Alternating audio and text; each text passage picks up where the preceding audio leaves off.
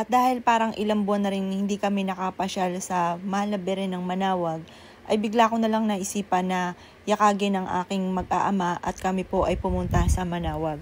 At wala rin pong kaabog-abog ay basta ko na lamang pong isinama si Jovelyn. Alam niyo po ba, ito po yung simba na hindi ko malilimutan at meron akong winish po dito na kaagad po ay natupad na hindi ako makapaniwala. Kaya talagang milagroso po ang mahal na Beren ng Manawag.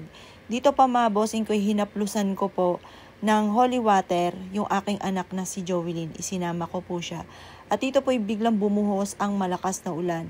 Na kung mapapansin ninyo ay tumigil po ko dyan dahil yun nga po ayan. Biglang nagulat kami, bigla pong humangin din po ng malakas.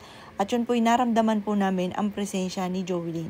Una ay hindi ko masyado na naiisip po yun. Pero nagsunod-sunod po ang pangyayari. At ito pa nga po pag-akit po namin dito, walang katao-tao. At ako po'y kinilabutan at ang aking parang buhok sa ulo ay talaga namang nagtaasan. At ito po nga ay ako'y napaiyak ng gusto dahil naramdaman ko na kasama namin si Jovelyn, hindi lang kami tatlo, na andyan po siya. Ito yung simba ko na talagang hindi ko makakalimutan. Ang dami po niya dito na patotoo. Nung nagpicture po kami ay lumakas ang hangin at naglaglagan ang mga tuyon dahon. Nakita po ito sa picture na marami mga butlig-butlig. Yun po ay mga dahon na naglalagpakan. At ganoon din po inahaplosan ko siya ng holy water. Ay bigla pong bumuhos ang malakas na ulan. Dito po ay talagang hindi ko napigilan ang aking pagluha. Talaga namang ako po ay iyak ng iyak po dito.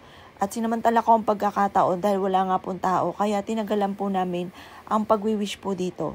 At bumalik po muli ako dyan nang ako lamang pong solo. Dahil yun nga po walang tao at kami lamang po.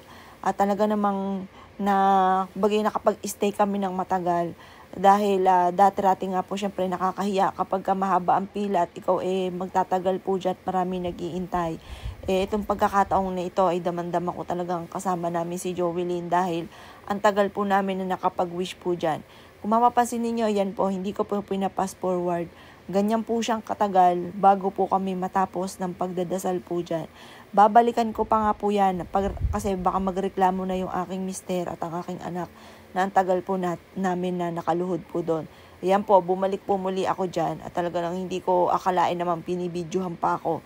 At ito nga po mga bossing ko, talagang ako po ay napaiyak po ng gusto. Ibang-iba ang dama ko nitong huli naming simba sa mahal na Beren ng Manawag. Naramdaman ko ang presensya ng aking anak ay kasama po namin.